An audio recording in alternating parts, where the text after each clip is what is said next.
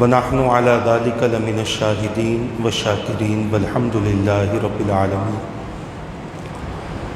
إن الله وملائكته يصلون على النبي يا أيها الذين آمنوا صلوا عليه وسلموا تسليما. اللهم صل وسلم وبارك على سيدنا ومولانا محمد وعلى آله وأصحابه وبارك وسلم صلاة وسلاما دائما عليك وعلى آلك وأصحابك يا رسول الله صلی اللہ تعالی علیہ وسلم. عزیزان ملت اسلامیہ، محترم خواتین اسلام، ناظرین و سامعین کرام، اللہ تبارک و تعالیٰ کا فضل و احسان ہے کہ اس ذات پاک کی مدد اور تعاون سے آج الحمدللہ سورہ فاتحہ کی پہلی اور سورہ بقرہ کی پہلی اور دوسری آیت کو تلاوت کیا گیا، اور اسی کے معنی اور مفہوم کے تحت انشاءاللہ تبارک و تعالی درس تفسیر قرآن ہوگا. اس سے قبل کہ مذکورہ آیات کے تحت درس تفسیر قرآن ہو، سورہ بقرہ کے تعلق سے اکابرین نے جو تحقیق فرمائی ہے، اللہ کے رسول صلی اللہ تعالی علیہ وسلم نے اس کی تلاوت کی جو فضیلتیں بیان فرمائی ہیں، یہ بعض احادیث میں سورہ بقرہ کی مخصوص آیات کا تذکرہ کرتی ہے، اس کو بار بار پڑھتے رہنے کا جو حکم دیا اور فضیلت بیان فرمائی، اس کو کرنے تاکہ سورہ بقرہ کی جو تلاوت ہے وہ ہمارے لیے پڑھنا بھی آسان ہو جائے اور سورہ بقرہ کی مسلسل تلاوت سے ہمیں محبت ہو جائے، تاکہ اس کی برکتیں اللہ تعالیٰ کی طرف سے بندوں کو نصیب ہوتا ہے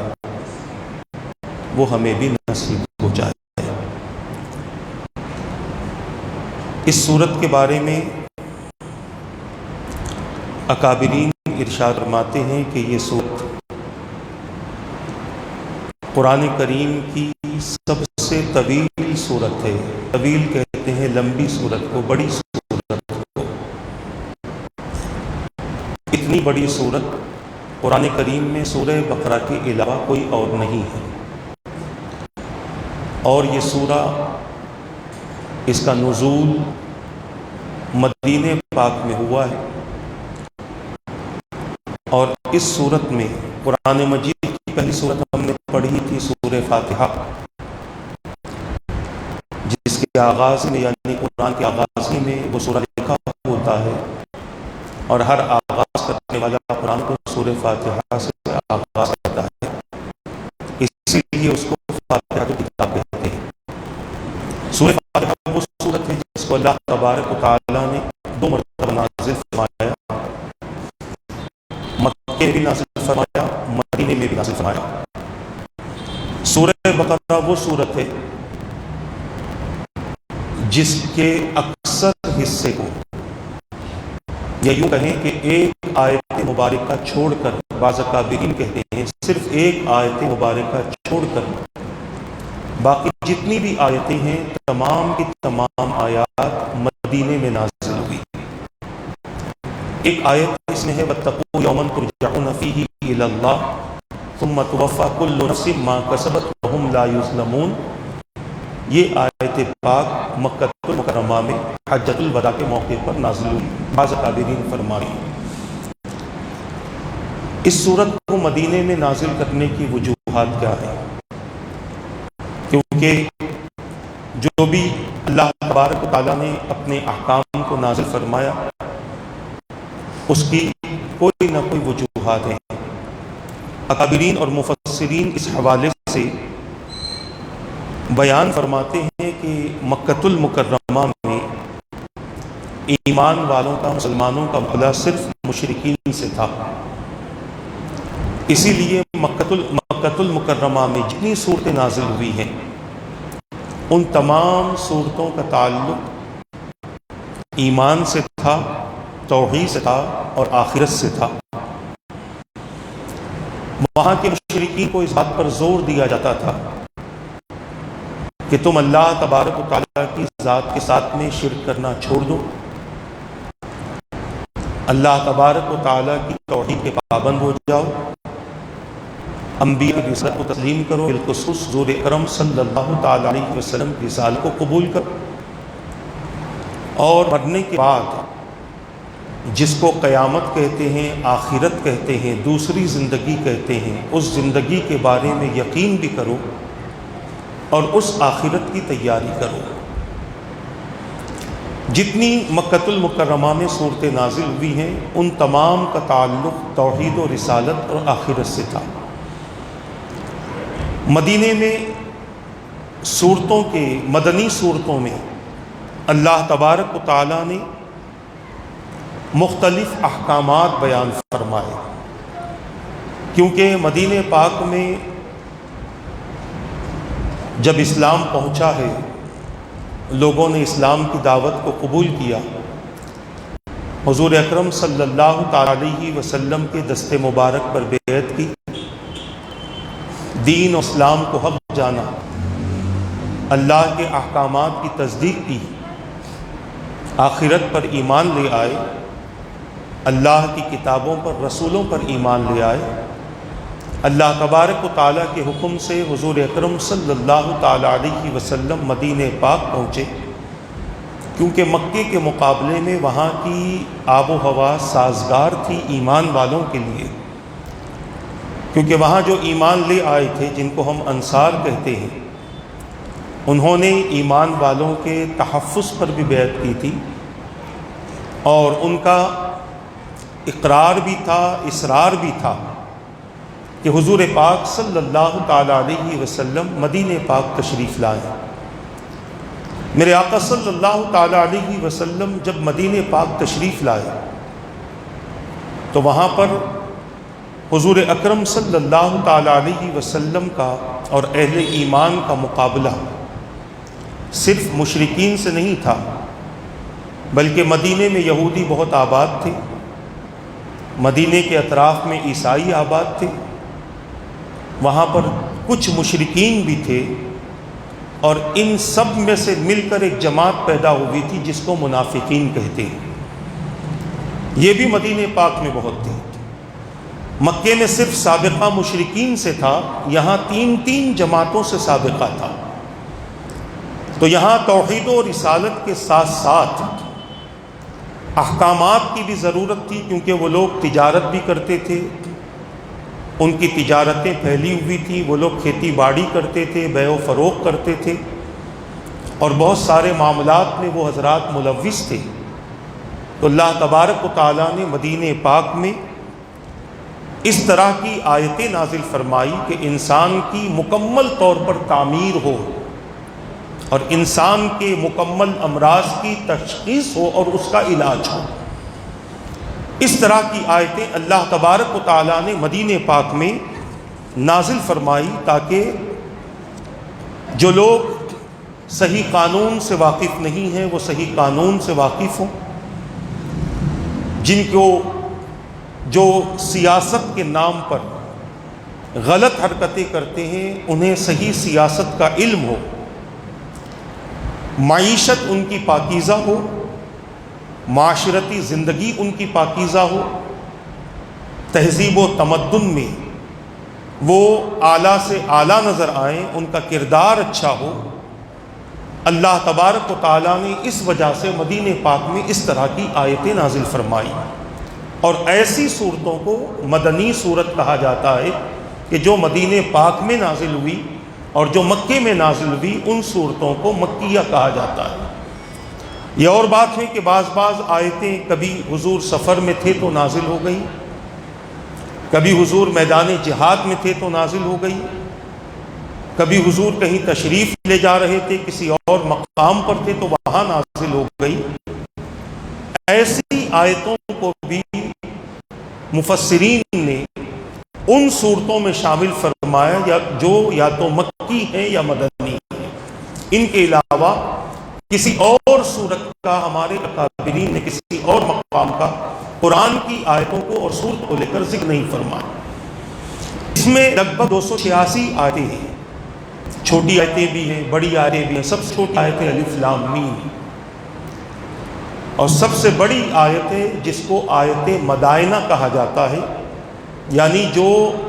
انسان آپسی معاملات کرتا ہے، ایگریمنٹس کرتا ہے، چاہے وہ تجارت کا ایگریمنٹ ہو، گھر کا ایگریمنٹ ہو،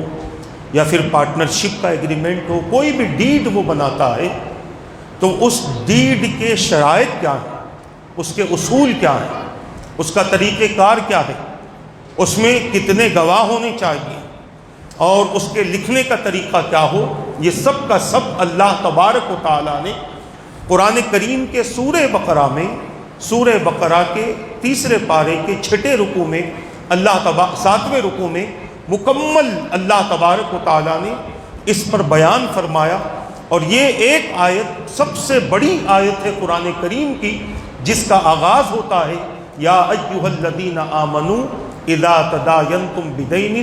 الی اجل مسمی فاکتبوہ، یعنی جس کا معنی اور مفہوم یہ کہ ایمان والو جب تم کسی کو قرضہ دو تو اس کو لکھ لیا کرو، وقت مقررہ کے لیے جب تم قرض دیتے ہو اس کو لکھ لیا کرو۔ اس میں اللہ تبارک و تعالیٰ نے ایگریمنٹ کے اصول بتائے ہیں، کہ ڈیڈ کے اصول بتائے کہ کس طریقے سے آپ ایک دوسرے کے ساتھ میں ایگریمنٹ کریں، صرف زبانی لفاظی نہ ہو، کیونکہ جو چیز لکھت میں ہوتی ہے وہ ثبوت کے طور پر ہوتی ہے۔ گواہ بدل سکتے ہیں، اگر آپ نے کسی کو گواہ رکھ کر کسی کو کچھ دے دیا تو ممکن ہے کہ کچھ وقت کے بعد میں گواہ بدل جائیں، یا ممکن ہے کچھ وقت کے بعد میں گواہوں کا انتقال ہو جائے، مگر جو چیز لکھی ہوتی ہے وہ ثبوت کے طور پر مانی جاتی ہے۔ اسی لیے آپ کہیں پر مقدمہ دائر کرتے ہیں تو ثبوت کے طور پر آپ کو کاغذات پوچھے جاتے ہیں کہ کاغذات آپ کے پاس کیا ہے، آپ کہیں گے نہیں صاحب یہ فلاں آدمی تھا، نہیں مانا جائے گا، کیونکہ یہ بھی ہو سکتا ہے کہ آپ نے خرید لیا ہو اس کو، کچھ لالچ دے دی ہو آپ نے اس کو۔ تو قرآن کی جو سب سے بڑی آیت ہے، اس آیت میں اللہ تبارک و تعالیٰ نے شرائط بتائے ہیں کہ جب تم کسی کے ساتھ میں کچھ کرو تو اس کے شرائط کیا ہیں۔ انشاءاللہ کچھ وقت کے بعد میں ہم یہ آیتیں پڑھیں گے، مگر آغاز میں اس لیے بتانا مقصد ہے کہ یہ سورہ بقرہ جو ہے اس میں اللہ تبارک و تعالیٰ نے چھوٹی چھوٹی باتوں سے بھی اپنے بندوں کو تعلیم عطا فرمائی ہے، اور بڑی بڑے احکامات کے ذریعے بھی رب قدیر نے اپنے بندوں کو تعلیم عطا فرمائی ہے۔ عزیزان ملت اسلامیہ، مدینہ منورہ میں جو صورتیں نازل ہوئی، میں نے آغاز ہی میں کہہ دیا کہ ان صورتوں میں جہاں تمام بندوں کو اجتماعی طور پر احکام بتائے گئے، کسی کو اس صورت میں ایمان کی دعوت دی گئی۔ حضرت محی الدین ابن عربی رحمۃ اللہ تعالی علیہ ارشاد فرماتے ہیں کہ بعض بزرگوں نے فرمایا کہ اس صورت میں 1000 اوامر ہیں، یعنی آرڈرز ہیں، احکامات ہیں، 1000 نواہی ہیں، یعنی ایسے احکام ہیں جن سے روکا گیا ہے۔ 1000 تو احکامات ہیں، آرڈرز دیے گئے کہ تمہیں یہ کرنا ہے، یہ کرنا ہے، اور 1000 نواہی ہیں جن سے آپ کو روکا گیا ہے، آپ کو وہ کام نہیں کرنے۔ اور پھر فرماتے ہیں کہ اسی صورت میں 1000 حکمتیں ہیں، حکمت کی باتیں، اور حکمت کی باتوں سے صرف وہ جڑی بوٹیوں والی حکمت نہیں ہوتی، ایسی باتیں جو انسان کی زندگی اور انسان کے حالات کو تبدیل کر دیں، ایسی حکمت کی باتیں اس کے اندر موجود ہیں۔ اور پھر فرماتے ہیں کہ 1000 اخبار ہیں، اس میں خبریں ہیں، اور خبریں کون سی ہیں؟ یہ خبریں صرف ہنسی مذاق کھیل کود کی بنیاد پر نہیں ہے، یہ 1000 خبریں وہ ہیں کہ جس سے انسان اپنی زندگی کو بہتر بھی بنا سکتا ہے اور اپنی زندگی کو برا ہونے سے، خرابہ ہونے سے اپنی زندگی کا اس سے بچا بھی سکتا ہے۔ ایسی خبریں 1000 اس کے اندر ہیں، اور یہ قرآن کریم کی وہ صورت ہے کہ ہمارے بعض اکابرین نے جب درس قرآن کا آغاز ہوا تھا، میں نے آپ کو بتلایا تھا کہ اللہ کے رسول صلی اللہ تعالیٰ علیہ وسلم سے حضرت عمر رضی اللہ تعالیٰ عنہ نے اس سورت کی تلاوت کو مکمل کیا تو مکمل 12 سال لگے۔ اس سورت کی تلاوت کو جب مکمل کیا 12 سال لگے۔ 12 سال اس انداز سے آپ نے اس سورت کو پڑھا ہے کہ اس سورت کے ایک ایک آیت کا حکم جانتے تھے، اس کی تشریح، اس کی تحقیق سیکھتے ہوئے۔ بعضوں نے کہا کہ 8 سال لگے، اور حضرت ابن عمر رضی اللہ تعالیٰ عنہ کے تعلق سے بھی یہ روایت ملتی ہے کہ 8 سال تک آپ نے حضور سے اس سورت کی تلاوت کو سیکھا ہے اور اس سورت کے احکام کو جانا ہے۔ یہ وہ سورت ہے جس میں اللہ تبارک و تعالیٰ نے انسان کی زندگی کے اکثر و بیشتر حصوں کا تذکرہ فرما دیا۔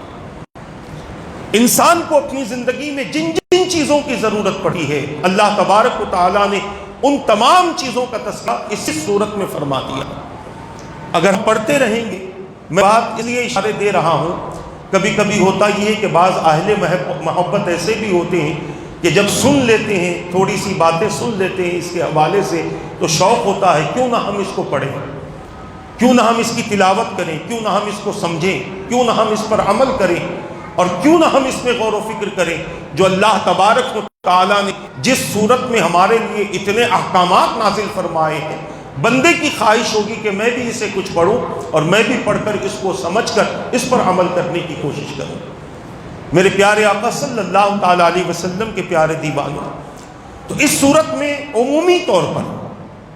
اللہ تبارک و تعالیٰ نے احکام نازل فرمائے، اور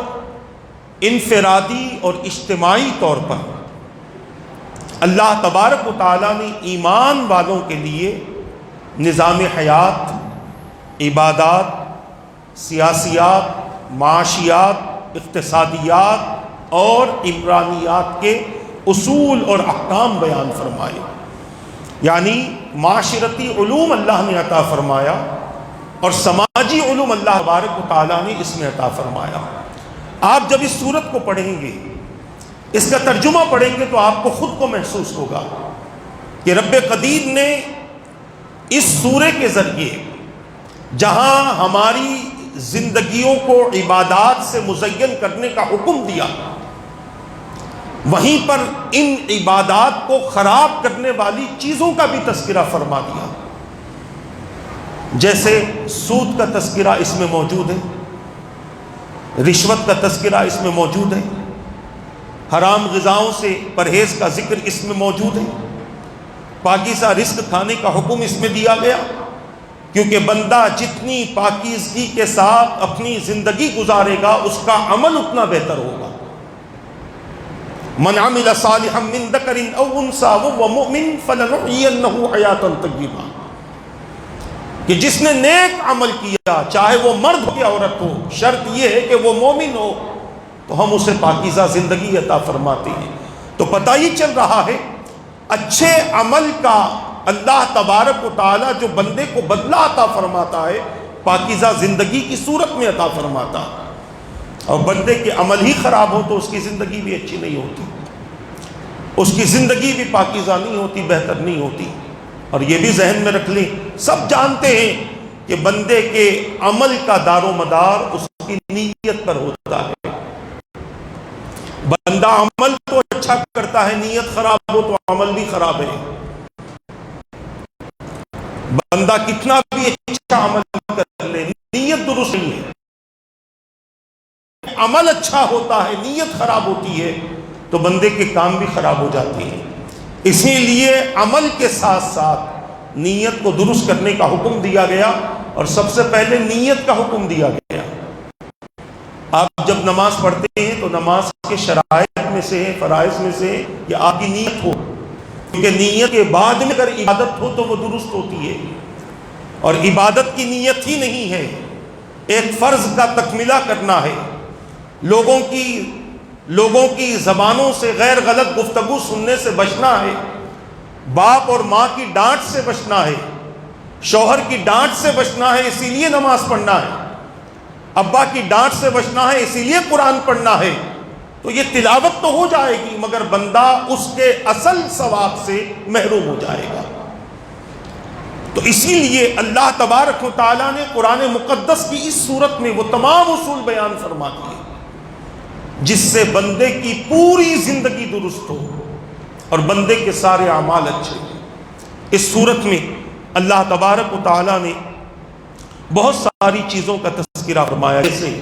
ایمان بالغیب، نماز کا قائم کرنا، زکوٰۃ کا ادا کرنا، یہ سورہ شروع ہی یہیں سے ہوتا ہے، اور پھر اس کے بعد اللہ تبارک و تعالیٰ نے وضاحت کے ساتھ عبادات اور معاملات کی تفصیل بیان فرمائی، اقامت صلاۃ اور زکوٰۃ کی اللہ کے راستوں میں خرچ کرنا، والدین اور قرابت داروں کے حقوق، زکوٰۃ صدقات کے مصارف، یتیموں کی کفالت، عائلی زندگی کے اصول اور نکاح کے احکام، طلاق کے احکام، رضاعت کے احکام، عدت کے احکام اور ایلا کے احکام کو بیان فرمایا۔ قسم کھانے کا شرعی حکم بھی اسی صورت میں ملتا ہے، جادو کا حرام ہونا، ناحق قتل کرنا، قاتل پر قصاص کو واجب کرنا، ناجائز طریقوں سے لوگوں کا مال کھانے کی ممانعت، شراب، جوا، سود کی حرمت اور عورتوں کے مخصوص ایام میں عمل ازدواج کی ممانعت، اور اسی طرح اور بھی بہت ساری باتیں اللہ تبارک و تعالیٰ نے اس صورت میں بیان فرمائی۔ یعنی اب سمجھ سکتے ہیں کہ انسان کی زندگی سے متعلقہ اکثر احکامات کا ذکر اسی صورت میں موجود ہے۔ اس صورت میں اللہ تبارک و تعالیٰ نے جہاں اپنے بندوں کو معاملات کا تذکرہ فرمایا، وہیں پر رب قدیر نے اس صورت میں اپنی اہم صفتوں کا تذکرہ فرمایا، اور وہ اہم صفتوں والی آیت الکرسی ہے۔ عزیزان ملت اسلامیہ، اسی طرح اللہ تبارک و تعالیٰ نے اس صورت میں جو آیتیں نازل فرمائی اس کا تعلق قیامت کے احکام سے بھی ہے کہ قیامت کے دن تم کن کن چیزوں کا تمہیں سامنا کرنا پڑے گا، اور قیامت سے بار بار ڈرایا گیا، قیامت کے دن سے ڈرایا گیا کہ وہ بڑا ہولناک دن ہے، بڑا خطرناک دن ہے، ہیبت والا دن ہے، اس دن سے اپنا تحفظ کرنا ہو، اس دن کی سختیوں سے اپنے آپ کو بچانا ہو تو اپنے معاملات کو درست کرنا پڑے گا۔ اسی طرح اللہ کے رسول صلی اللہ تعالیٰ علیہ وسلم نے اس صورت کی فضیلت بیان فرمائی۔ امام بیہقی نے شعب الایمان میں اس حدیث پاک کو نقل فرمایا۔ حضرت انس رضی اللہ تعالیٰ عنہ راوی ہیں، حضور نے فرمایا میرے آقا صلی اللہ تعالیٰ علیہ وسلم نے اپنی امت کو تنبیہ کرتے ہوئے فرمایا یا تعلیم دیتے ہوئے فرمایا کہ سورہ بقرہ نہ کہو، سورہ آل عمران نہ کہو، سورہ نساء اس طرح، بلکہ اس کو پورا قرآن کہو، کیونکہ اللہ تبارک و تعالیٰ نے قرآن کے کئی احکامات کو ان سوروں میں نازل فرمایا ہے۔ ایک حدیث پاک میں نے یہاں تک پڑھی ہے، میرے آقا صلی اللہ تعالیٰ علیہ وسلم نے ارشاد فرمایا، حدیث مبارکہ کا معنی اور مفہوم یہ ہے کہ جو بندہ جمعہ کی رات، یعنی ہمارے پاس میں رات پہلے آتی ہے اسلام میں، ایمان والوں کے پاس جو ہجری ہم کہتے ہیں، اور جو ہمارے جو ایام شروع ہوتے ہیں شب سے شروع ہوتے ہیں،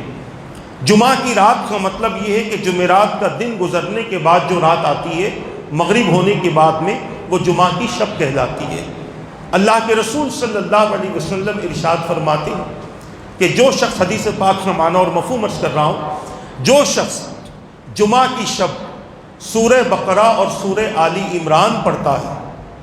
یعنی یہ دونوں صورتیں ملا کے لگ بھگ 4 پارے ہوتے ہیں، پہلے پارے سے شروع ہے اور چوتھے پارے کے 11ویں رکوع پر یہ صورتیں ختم ہیں۔ میرے آقا فرماتے ہیں کہ جو شخص جمعہ کی شب سورہ بقرہ اور سورہ آل عمران پڑھتا ہے تو اللہ تبارک و تعالیٰ اس بندے کو 7 زمین اور 7 آسمان بھر کر ثواب عطا فرمائے گا۔ سبحان اللہ تو کہتے ہیں یہ سبحان اللہ کہنے میں اس نہیں جا رہا، اس کا ثواب ملتا ہے۔ یہ میری تعریف نہیں ہے، خدا کی تعریف ہے، نبی کی حدیث کی تعریف۔ سورہ بقرہ اور سورہ آل عمران جمعہ کی شب پڑھنے والا زمین و آسمان بھر کر 7 زمین 7 آسمان بھر ثواب پائے گا۔ اتنی بڑی فضیلت ہے ان سورتوں کی تلاوت کی۔ ام المؤمنین سیدتنا عائشہ صدیقہ رضی اللہ تعالیٰ عنہ فرماتی کہ میں نے ایک رات حضور اکرم صلی اللہ علیہ وسلم کے ساتھ نماز پڑھی۔ آپ نے سورہ بقرہ، سورہ آل عمران، سورہ نساء پڑھی، یعنی حضور نے جو نماز پڑھی ان نماز میں سورہ بقرہ، سورہ آل عمران اور سورہ نساء یہ تینوں سورے مل کر 5 پارے ہوتے ہیں۔ اب آپ اندازہ کریں حضور کی نمازوں کا عالم کیا تھا۔ ایک ایک رات حضور اتنا طویل قیام فرماتے تھے، اور پھر آپ فرماتی ہیں کہ جب آپ بشارت والی آیت کو پڑھتے تھے تو دعا کرتے تھے، اور جب آپ ڈرانے والی آیت کو پڑھتے تو اللہ سے پناہ طلب فرماتے۔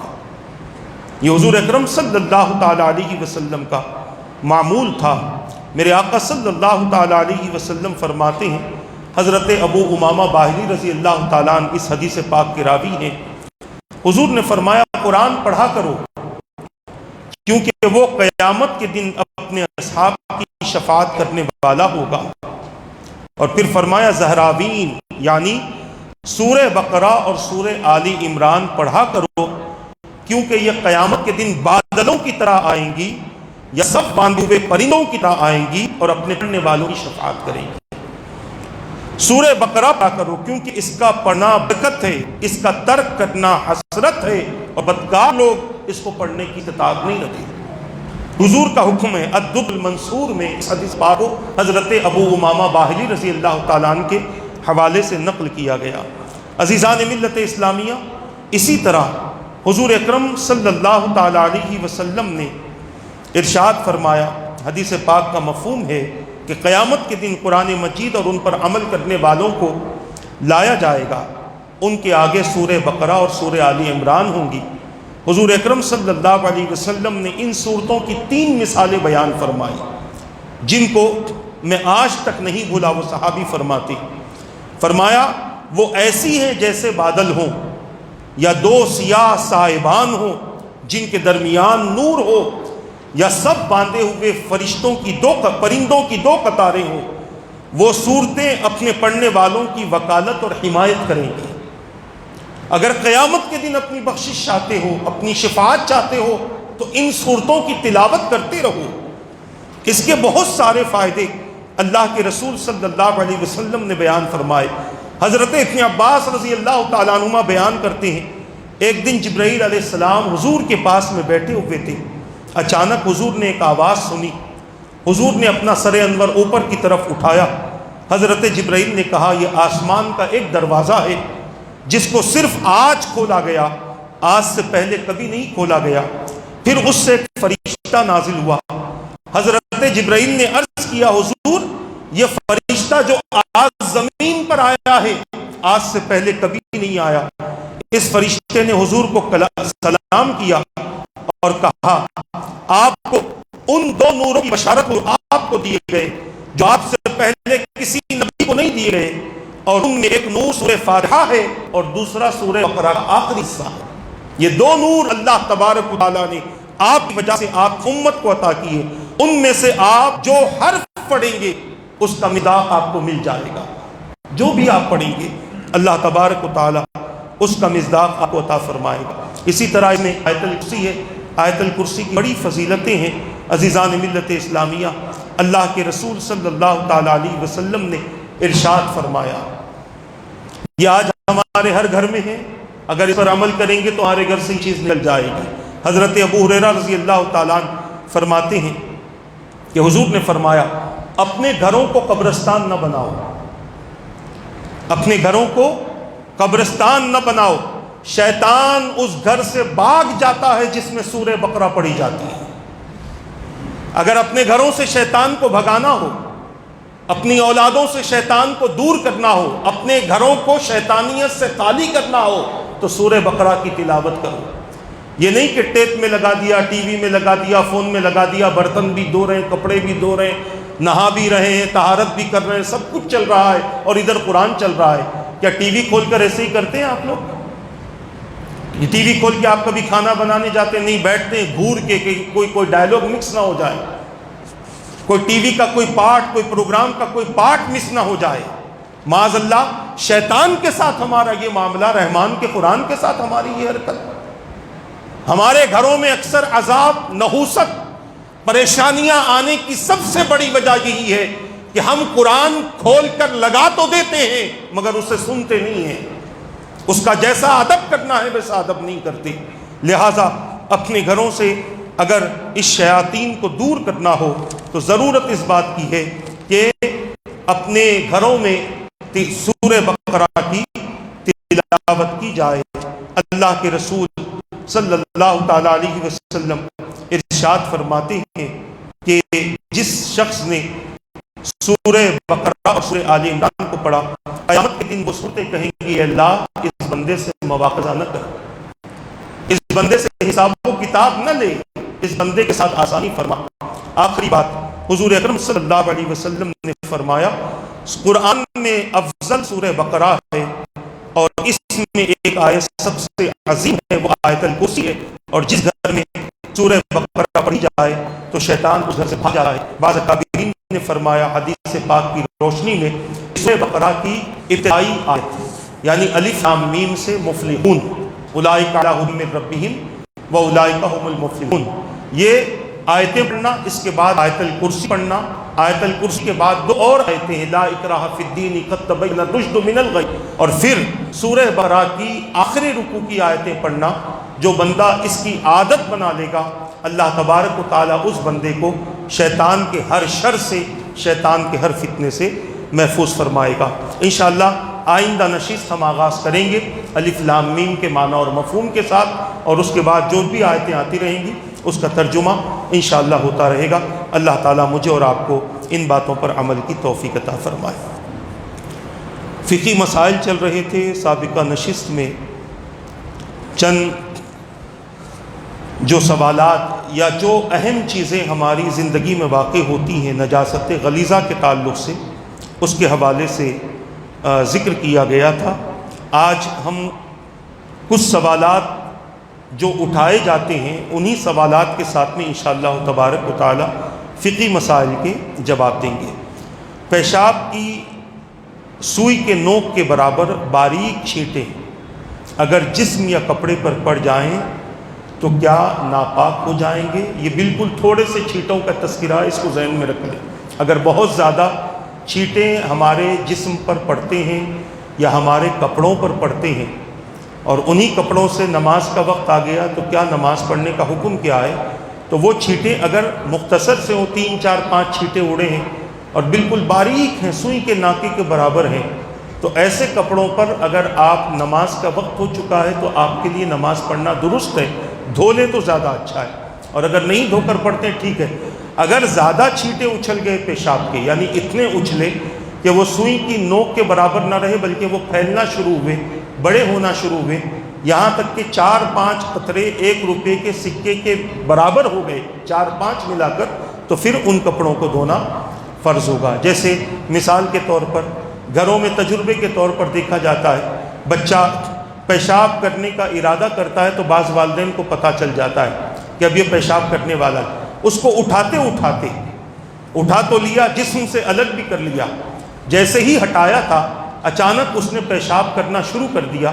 وہ پیشاب زمین پر گر کر ہمارے کپڑوں پر یا ہمارے جسم پر اچھلا، اتنا اچھل گیا کہ ان سب کو اگر ملایا جائے تو ایسا محسوس ہو کہ یہ 1 روپے کے سکے کے برابر ہو سکتے ہیں، تو اس جگہ کو دھو لیا جائے یا اس کپڑے کو دھو لیا جائے تاکہ ہمارا وہ کپڑا پاک ہو جائے۔ اب اگر جس کپڑے پر ایسی چھینٹیں گری ہو، یعنی سوئی کے ناکے کے برابر 2 4 5 چھینٹ گر گئی اور اتنی ہی ہے، تو اگر ان کپڑوں کو اگر وہ کپڑا پانی میں گر جائے تو پانی کا کیا حکم ہے؟ تو فقہاء کرام فرماتے کہ پانی پاک ہی ہے، پانی ناپاک نہیں ہوتا۔ جو خون زخم کے اندر ہی رہا، زخم سے باہر نہیں نکلا، وہ خون بھی پاک ہے۔ کبھی کبھی کھروچا لگ جاتا ہے اور کھروچا لگ کر خون وہی رہتا ہے، اور جب مار لیتا ہے تو خون بہتا ہے۔ کھروچا لگ کر خون وہی ہے تو وہ خون پاک ہے، اگر بہا نہیں، اگر بہہ گیا تو پھر اس خون کو ناپاکی کا حکم دیا جائے گا۔ اسی طرح اگر گوشت، تلی، کلیجی بہتے خون سے گیلے ہو جائیں،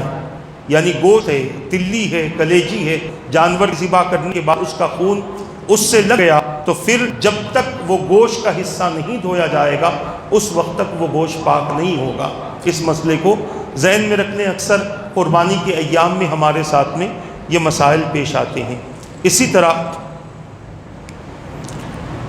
بچہ اگر مردہ پیدا ہوا تو اسے غسل دے کر گود میں لے کر نماز پڑھی تو کیا نماز ہو جائے گی؟ نماز نہیں ہوگی، اگرچہ بچے کو غسل بچے کو غسل دے کر گود میں لیا گیا تھا، یعنی جو بچہ مردہ پیدا ہوا تھا اس کو غسل دے کر بھی اگر گود میں لے لیا اور اسی حالت میں نماز پڑھی تو اکابرین فرماتے ہیں کہ اس طرح سے نماز ادا نہیں ہوگی۔ اس کے علاوہ اور بھی بہت سارے احکام ہیں، انشاءاللہ تبارک و تعالی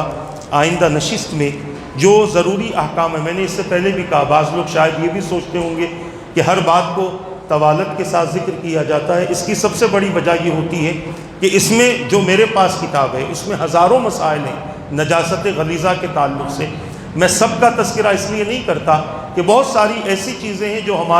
جن کا سابقہ ہماری زندگیوں سے پڑتا ہی نہیں ہے، اور جن چیزوں کا سابقہ ہماری زندگیوں سے پڑتا ہے ایسے مسائل آپ حضرات کے سامنے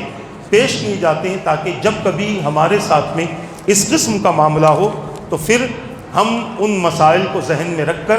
اپنے لیے پاکی یا ناپاکی کا حکم لگا سکیں۔ اللہ تبارک و تعالیٰ سے دعا ہے رب قدیر جو کچھ کہا گیا کہنے میں غلطی ہو تو اپنے حبیب کے صدقے معاف فرما دے، ان باتوں پر مجھے اور ان سب کو عمل کی توفیق عطا فرما۔ رب قدیر آج ہم نے سورہ بقرہ کا آغاز کیا ہے، پڑھا گیا، سنا گیا، اے میرے مولا سورہ بقرہ کو پڑھتے رہنے کی توفیق عطا فرما، اور حضور اکرم صلی اللہ تعالی علیہ وسلم نے جن صورتوں کو بارہ تلاوت کرنے کا حکم دیا مولا اس کے پڑھنے کے لیے ہمیں وقت عطا فرما دے، اس کے پڑھنے کی ہم توفیق عطا فرما دے، اس کے پڑھنے سے ہمارے لیے برکتیں نصیب فرما، ہمارے گھر والوں کے لیے برکتیں نصیب فرما مولا۔ اس کی تلاوت کی برکت سے ہر قسم کے شر کو ہم سے دور فرما، ہر قسم کی شیطانیت کو ہم سے دور فرما، نفس کے دھوکے سے ہماری حفاظت فرما، معاشرے کی خرابیوں سے ہماری حفاظت فرما۔ میرے معبود ہم میں ہمارے متعلقین میں جو بھی بیمار ہیں ان کو صحت کاملہ عطا فرما، جو پریشان حال ہیں ان کی پریشانیوں کو دور فرما، جو قرض میں مبتلا ہیں انہیں بارک کر سے رہائی نصیب فرما، جو بچے بچیاں شادی کی عمر کو پہنچ کر رشتوں کے انتظار میں ہیں مولا ان کے لیے نیک رشتوں کا انتظام فرما دے مولا۔ جو جس مسئلے میں گرفتار ہے اپنے فضل سے انہیں ان مسائل سے آزاد فرما دے پروردگار۔ حادثات سے ہماری حفاظت فرما، جادوگری سے ہماری حفاظت فرما، ملامتوں سے ہماری حفاظت فرما، اے رب قدیر ہر طرح کی آفتوں سے ہم سب کی حفاظت فرما مولا۔ ہمارے مرحومین کی مغفرت فرما دے پروردگار، ہمارے مرحومین کی مغفرت فرما، ہمارے ساتھی سید مصطفیٰ حسینی صاحب کی مغفرت فرما، ان کے درجات کو بلند فرما۔ سید جمال صاحب کے جو رشتہ دار اس دنیا سے کوچ کر گئے مولا ان کی بھی مغفرت فرما، ہمارے ساتھی محمد اقبال صاحب کی مغفرت فرما، اور مولا تیرے ایک محبوب بندے کا کل ہی وصال ہوا، جمعہ کے دن وصال ہوا، شیخ عبد الرحمن الحمومی صاحب جو